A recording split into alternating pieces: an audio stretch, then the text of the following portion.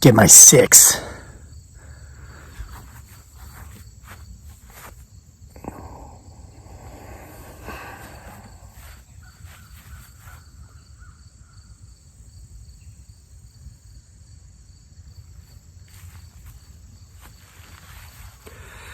What's up, everybody? Welcome back to Homesteading Off the Grid. Today I actually have a Bigfoot Sasquatch story for you. A darn tootin' good one. But you're probably wondering, where did I get this really awesome shirt that really, it's got my name right here. It's got that Bigfoot Sasquatch there on the back. It's one of my favorite mottos, stay weird. I got this from one of our viewers, Carol Parker. I want to thank you, Carol, for sending the shirt. A lot of folks are always asking where I get these shirts because they want one too. Here's the good news. You can get one just like this at one of my favorite getting places, Etsy. Not my store, but Carol's, okay? Carol and her kitty cat Lulu like to watch my videos, according to the note she sent with the shirt. And I went to her Etsy shop. It's just etsy.com/shop/CL Parker Photography. Pause it right here if you want to pause. There's the address, etsy.com/shop/CL Parker Photography. Okay, go there, and they're very affordable. They're like $21, something like that. That's great, and this is going to be great now that today is the first day of fall. It's officially fall. Temperatures are getting cooler, and I love to run in long sleeve t-shirts in the fall and through the winter. So thanks again, Carol. Now, I'm getting rained on. It's supposed to rain for the last 4 hours, and I was sitting around not coming up here to make the video because I expected it to rain, and now that I come up here, it rains. So, here's what we're going to do. I'm going to change positions, and then I'm going to start again, but I'm not going to do the whole 2 minutes I just did with the shirt thing because you've got that information. But I'm going to move into the woods so that I have some canopy so I don't get the book wet, okay? Okay. This should work for a while. Guys, today I'm going to read you a story. Some of you like this, some of you don't. Hey, it's okay. This one comes from Bigfoot Sasquatch Files Volume 3, I believe. Of course, I'm reading from the 800-page long Bigfoot Sasquatch Files Anthology, Volumes 1 through 10, available on my Etsy store. Links in the description box below.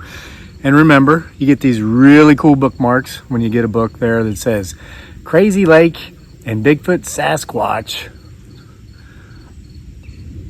Always have my 6. Okay? So you get my 6, which means watch behind me. And, okay. Sorry. Somebody was telling me in the comments the other day that that's not what that means. I don't know what I'm talking about. Sorry, 6 years in the Army. Tour duty in Iraq. I kind of think I know a little bit about military terminology. Just saying. Okay. So this story is called Those Ain't My Tracks. I hope you enjoy it, and I hope that while you're listening to it, you get my 6. Whatever. Okay. When you come from a rural place, far from the cities, especially from out in the country or up in the mountains, there's a certain coming-of-age ritual that male children go through, and many females, more these days than in the past it seems, and that is hunting, namely deer hunting. The cycle goes something like this. You cry on the first day of deer season because you awaken on your own and rush into your father's room to find that he's already gone, and so is his deer rifle. This happens up until you're 8, maybe up to 10, depending on how mature you are and how much alone time your father wants. Then, when you're 10, by the latest, and this was back when people knew that guns didn't kill people, people killed people, so it might have changed since the time I was 10, but you'd get all excited as you'd listen to mom and dad discuss, we'll call it, whether or not you're really ready to go hunting come deer season next week. You see, going out with shotguns for squirrels and turkeys that you never seem to kill anyway is one thing, but deer season is different. If someone's blasting away in your direction with a shotgun, chances of you getting hit or hurt are much slimmer than if they were out there hunting with a high-powered deer rifle due to the scattering pattern of the projectiles, numerous little beads packed tightly into the shotgun shell's hull, all of which scatter in a wide pattern once ejected. But those high caliber deer rifles, hell, you could get hit by an errant round. Hearing footsteps, keep watching. You could get hit by an errant round from a quarter mile away and be dead on impact. It's true. You got to be so careful when you're using rifles. Men use firearms of such caliber in war. It's a whole different ballgame, and deer hunting is viewed as a much more dangerous activity than small game hunting, which it is, hence the reason many states require by law that people wear blaze orange while deer hunting, 100 square inches at chest level or higher. Google it. So let's say you make it past the mom checkpoint. Great. Comes now sleepless nights leading up to opening day, and the night before opening day is not too unlike Christmas Eve. You stay wide awake until an hour before you have to wake up, and then you fall into a coma. When you're awakened an hour later, you feel the way you'll find you feel so many Friday and Saturday nights. Years later in college, adrenaline being replaced, of course, by other substances, but you stagger out of bed anyway because today's the day. But don't get too excited. It'll be another year or two before you're actually allowed to carry a gun. And even then, it's probably going to be a single-shot shotgun with slugs. Okay, let's fast forward a bit to get to the meat and potatoes of this story, because this is why we're here. I was 12 years old when it happened. I'd been deer hunting for just a couple of years, and only this year had I graduated to the let's split up stage of this rite of passage. This was a big deal, as it was quite a leap from last year's you sit here and don't go anywhere until I come back to get you stage. Sure, that had been great, the whole finally being alone in the woods hunting deer during deer season, but this was different. Now I was alone and mobile. The plan was pretty simple.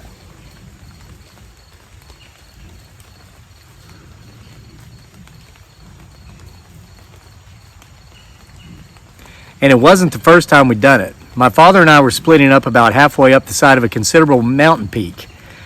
Okay, it was in Appalachia, so it was technically a hill. Don't believe me? Go out west for a while and you'll see the difference between the hills of the East Coast and the actual mountains of the West Coast. However, and in defense of those Appalachian and even the Blue Ridge and Smoky Mountains of the East Coast, go spend a day walking up and down them and see if you can get out of bed the next day, if you're anything short of an endurance athlete. So the plan, like last time, was for me to work my way up and around the side of the hill. Oh hell, let's call it a mountain, because it sounds better. Okay, so the plan was for me to make my way up and around the mountain by way of an old haul road. That's what the skidders would have used to haul logs out during the last timbering operation, which had probably been about 20 years before, and then work my way across the ridge and meet my father in the middle up top.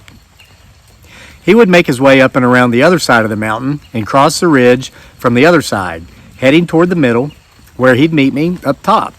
The whole mountain was covered with deer, and we stood a good chance of getting one solo or by one of us driving a deer to the other one. We were, of course, always conscious of the direction into which we shot and the backdrop. There was one variation this time. It was snowing. Not much, and this wasn't uncommon back in the hills of Appalachistan. It could be a reasonably pleasant day down in the valleys, where the small communities we called towns were located, but once you got up in the hills, mountains, and the elevation rose by 1,000 feet or more, again, they might not have been big enough to call mountains technically, but they sure were steep, it could be blowing snow so hard you couldn't see. So I was about halfway up my side of the mountain when the snow picked up something fierce.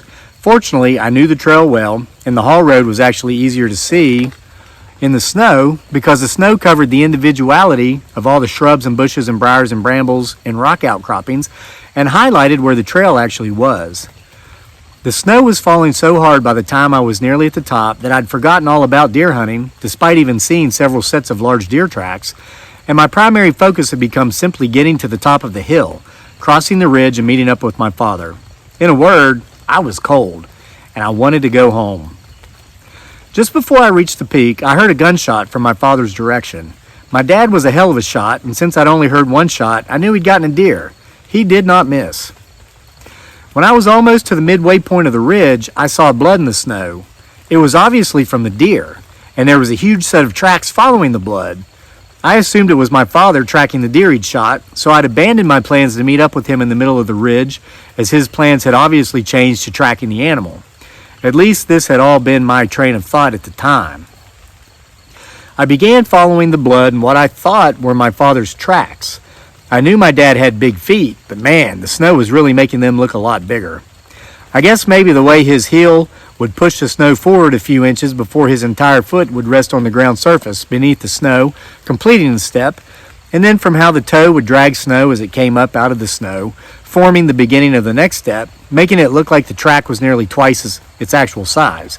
At least this is what I was thinking at the time. But then something happened. I stopped to grab my old Army-style canteen from my waist to get a drink of water, and I looked up and out as I did.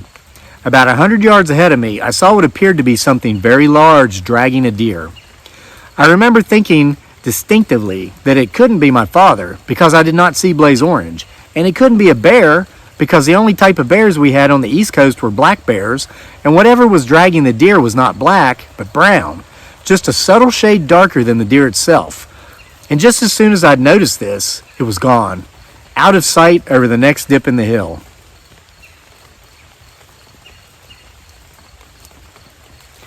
I sipped my water and holstered my canteen and began following the trail again. About 50 yards farther away, I found the gut pile. For those reading this or listening to this who don't hunt, this would be where the hunter who killed the deer would have cut open the deer and taken out its insides, making it much lighter and easier to drag out of the woods. Let me tell you, it's fun heading far out into the deep, dark woods to get the big, elusive buck of your dreams, but once you do, the fun stops. As dragging an often 200-pound animal's carcass for miles through the woods is not much fun. I'll tell you, that's true. Let me tell you, here in Virginia where I live, all this farmland, overgrown meadows, and a lot of folks don't hunt. The deer are overpopulated. The deer in West by God, Virginia are literally twice the size of these Virginia deer because they live up in the mountains. They're not domestic. They are thinned out because people do hunt. They're much healthier because of that. They have a healthier population. They are huge. We used to get 200-pound plus bucks up there all the time. Here, a good-sized buck's probably 160 pounds, if that, 140. I'm hearing something walking around back here, but I'm not seeing anything, so you guys keep watching. I'm going to change the camera's angle just a little bit.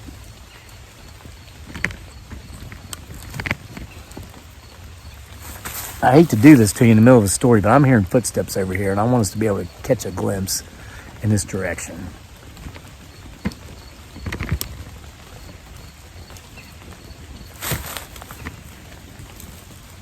Yeah, keep watching. All right.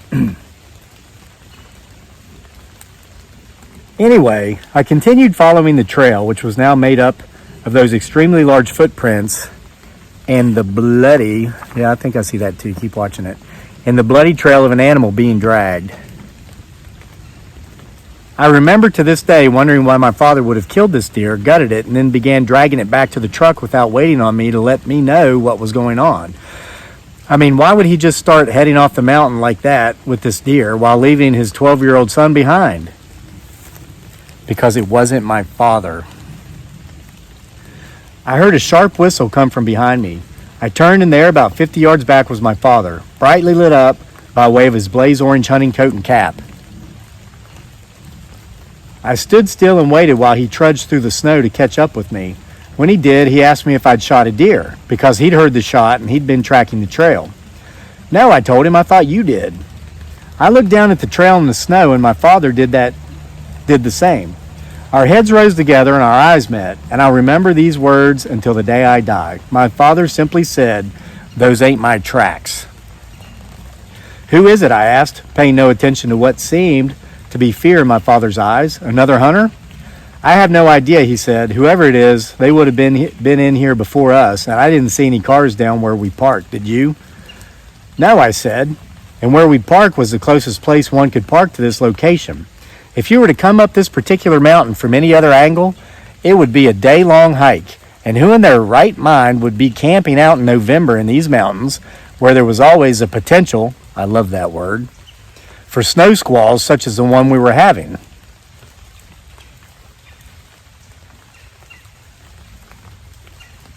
I'll leave that right there. Yes, right there. Watch up here, that top corner.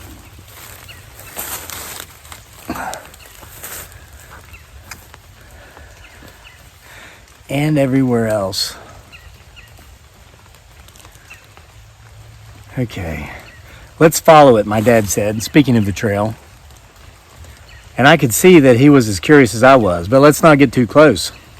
We did as he suggested, continuing on and following the trail. It was a downhill trek, so it wasn't too taxing, but the snow continued to blow, and it even began picking up, making visibility even more poor. We'd gone for about 10 minutes when my father, a few steps in front of me, stopped immediately and raised a hand, motioning me to stop. I watched as he raised his high-powered rifle to his shoulder and peered through the scope. As stated earlier, I'd graduated to the splitting up stage of this rite of passage, but since I'd not yet graduated to the high-powered rifle stage, and I still had a 20-gauge single-shot shotgun with slugs, this meant I had no scope through which to peer at whatever my father was looking at. Yep, I see it moving. Exactly where I told you. Rewind if you just missed it and keep your eye on it.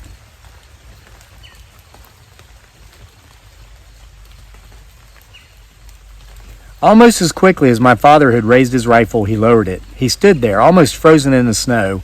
Then he raised his rifle again, peering once more through the scope. This time, as he lowered it, he turned slowly and methodically toward me, and he raised his other hand to his face and gave me the universal stay quiet sign. Stay quiet sign of the index finger held to lips, with the lips perched out in the shh sound way. He slowly walked over to me and leaned into my ear and whispered, barely audible, which I didn't see as necessary since the wind was so loud, "Follow me. Do not make a sound and do not look back." This is weird. I remembered thinking at the time, but I was too cold and tired to question it, so I simply did as he said. I followed him very quietly, which the snow made even easier, since there was no sounds of crumpling leaves under our feet, as the leaves were now under the snow. Back to the top of the ridge we just descended, and we just as quietly and slowly began making our way down the other side. When we were about halfway down the other side of the mountain, and not too far from the truck, my father stopped and took a drink of water from his canteen and told me to do the same. The snow had stopped, and by looking around I could see that it hadn't snowed much at all over here. There was maybe an inch or two. The squall was trapped in the valley on the other side of the mountain, and by the time we'd later reached the truck, there was no snow on our side of the mountain at all. "What did you see?" I asked my father as we sipped our water. You learn to walk the fine line of fluid intake while hunting, enough to stay hydrated, but not enough to have to stop and pee every 10 minutes. "A bear," he said. "Come on, let's get out of here." He turned and began walking again, and this time a little faster, and not so much concerned about how much noise he made. "Who shot the deer?" I asked, now following my father. "Who else was out here?" My father stopped abruptly and turned to face me. "I shot the deer," he said, "and a bear got it. Dragged it off to eat it before we could get to it. Now let's get." And then he turned and began heading for the truck again. And I knew my father had lied to me. We reached the truck and began our long journey home in silence. I finally spoke, and when I did, I said, "That wasn't a bear." "What do you mean it wasn't a bear?" my father said, something in his voice letting me know that he knew I wasn't buying his story. "I got a glimpse of it when I was tracking it," I said, "before we met up. Whatever it was wasn't a bear, because it wasn't black. It was brown, just a bit darker than the deer, and it was dragging it." My father didn't say a word, and I remained silent. Years later, when I got into sales after college, I would learn the expression, "He who speaks first loses." This was a saying in regard to asking for the order. Once you ask the prospect to buy, you shut the hell up and wait, no matter how uncomfortable and how long the silence. If you start babbling on and on about more reasons the prospect should buy what you're selling, you've lost, because you've shown weakness. If the prospect speaks first, usually showing hesitation due to some bullcrap reason that isn't even relevant, you know you've won, and you've got your order, which translates, of course, into a commission. They'd tell me years later that I was a natural in sales, and looking back on that day in the truck with my father on our way home from deer hunting, I guess I could see their point, because I did not speak first. My father did, and he lost. I'd like to say I have no idea what in holy hell that thing was that I saw through my scope, but unfortunately I'm afraid I do. That's all he said. and I never pushed him for further explanation, and I didn't want to put him in the uncomfortable position of speaking the actual words, testifying orally that he'd seen something that is not supposed to exist outside of folklore and urban legend. And really awesome, well-written books. I'd hunt on that mountain for many years after that, sometimes with and sometimes without my father, especially as I was older and had learned to appreciate my own alone time. Many years have passed since I've stepped foot on that mountain at all, and I may never do so again. I have no particular reasons to go back to that spot, and hell, it's not the only place in the world where I've ever seen weird things. I wouldn't have the time left in life to go back to all those places, many of them in other countries, to see if I could get a repeat sighting. But I'll always have the memories, especially the memory of that one day in deer season, the day it snowed, back when I was 12 years old, the day on which I'd graduated to the Let's Split Up part of a very special Appalachian American rite of passage. And I'll never forget the partial glimpse I got of what I'd seen and what my father had seen through his rifle scope. Because believe it or not, no matter how hokey some of these clickbait social media content titles might be, there are some things in this world that once seen cannot be unseen. And that was one of them. The end.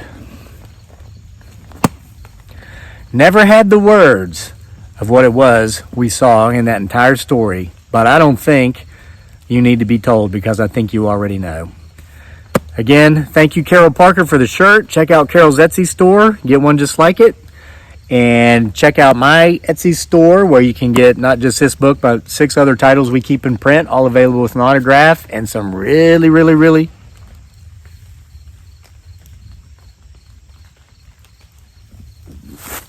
See you for more next time.